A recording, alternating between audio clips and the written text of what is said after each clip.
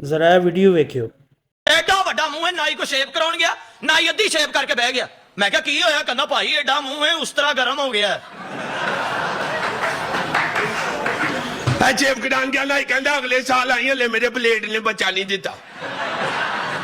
ਇਹ ਸ਼ੇਪ ਕਰਾਉਣ ਜਾਵੇ ਤੇ ਨਾਈ ਆਪਣੀ ਬੀਵੀ ਨੂੰ ਕਹਿੰਦਾ ਅੱਛਾ ਭਰੀਏ ਮੈਂ ਚੱਲਾਂ ਸ਼ੇਪ ਕਰਨ, ਮੈਨੂੰ ਪਤਾ ਨਹੀਂ 8 ਦਿਨ ਲੱਗਣੇ ਆ 10 ਦਿਨ ਲੱਗਣੇ ਆ, ਤੂੰ ਬੱਚੇ ਲੈ ਕੇ ਤੇ ਅੰਮੀ ਵੱਲੋਂ ਹੋਇਆ ਹੈ। ਇਹ ਸ਼ੇਪ ਕਰਾਉਣ ਜਾ, ਨਾਈ ਕਹਿੰਦਾ ਸਾਰੇ ਭਰਾ ਇਕੱਠੇ ਆਇਆ ਕਰੋ, ਤੁਸੀਂ ਕੀ ਮੂੰਹ ਦੀਆਂ ਫਾੜੀਆਂ ਕਰਕੇ ਫਿਰਨ ਡਏ। ਤੇ ਇਹ ਸ਼ੇਪ ਕਰਾਉਣ ਜਾਵੇ, ਨਾਈ ਕਹਿੰਦਾ ਭਾਈ ਸਾਹਿਬ ਬੈਠੋ, ਮੁੰਡਾ ਕਈ ਲੈ ਕੇ ਗਿਆ, ਆਉਂਦਾ ਤੇ ਤੁਹਾਡੇ ਮੋਢੇ ਤੇ ਪੈਰ ਰੱਖ ਕੇ ਟੱਪਾ ਮਾਰਨੇ ਆ। ਇਹ ਸ਼ੇਪ ਕਰਾਉਣ ਜਾ, ਨਾਈ ਕਹਿੰਦਾ ਅਗਲੇ ਜੁਮੇ ਆਵੀਂ, ਹਲੇ ਮੇਰਾ ਨਹੁੰ ਨਹੀਂ ਵਧਿਆ। ਤੇ ਇਹ ਸ਼ੇਪ ਕਰਾਉਣ ਜਾਵੇ, ਨਾਈ ਮੂੰਹ ਥੱਲੇ ਇੰਜ ਵੜ ਜਾਂਦਾ ਜਿਵੇਂ ਥੱਲੇ ਵੜ ਕੇ ਗੱਡੀ ਧੋਈ ਦੀ, ਹਿੱਲੀ ਨਾ ਹੋਈ।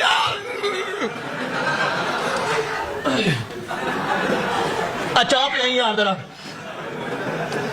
ਇਹ ਸ਼ੇਪ ਕਰਾਉਣ ਜਾ, ਨਾਈ ਦਾ ਮੂੰਹ ਫੜ ਕੇ ਪੈਰਾਂ 'ਚ ਰੱਖ ਲੈਂਦੇ ਜਿਵੇਂ ਜੁੱਤੀ ਨਹੀਂ ਮੁਰੰਮਤ ਕਰੀ।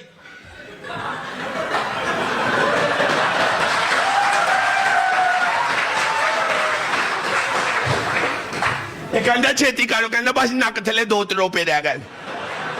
ਐਡਾ ਵੱਡਾ ਮੂੰਹ ਹੈ, ਗਲੀ 'ਚ ਮੂੰਹ ਖੋਲ ਕੇ ਸੁੱਤਾ, ਬਿੱਲੀ ਵਿੱਚ ਬੱਚੇ ਦੇ ਗਈ। ਇਹ ਗਲੀ 'ਚ ਮੂੰਹ ਖੋਲ ਕੇ ਸੁੱਤਾ ਹੈ, ਕੁਲਫੀਆਂ ਵਾਲੇ ਨੇ ਦੇ ਮੂੰਹ 'ਚ ਦੁੱਧ ਪਾ ਕੇ ਵਿੱਚ ਤੀਲਾ ਲਾਤਾ। ਉਹ ਕਿਉਂ? ਦੂਜੇ ਦਿਨ ਆ ਕੇ ਕੁਲਫੀ ਕੱਢ ਲੈ। ਬੱਲਾ ਮੈਂ ਐਡਾ ਫਰੀਜ਼ਰ ਮਿਸਤਰੀ ਹੈ ਨਾ, ਬਦਤਮੀਜ਼। ਐਡਾ ਵੱਡਾ ਮੂੰਹ ਹੈ, ਦਰਜੀ ਕੋ ਕਮੀਜ਼ ਸਵਾਉਣ ਗਿਆ, ਦਰਜੀ ਮੂੰਹ ਵੇਖ ਕੇ ਕਹਿੰਦਾ ਭਾਈ ਸਾਹਿਬ ਆ ਕਮੀਜ਼ ਨੂੰ ਗਿਰੇਬਾਨ ਲਾਉਣਾ ਕਿ ਸ਼ਟਰ ਲਾ ਦਈਏ?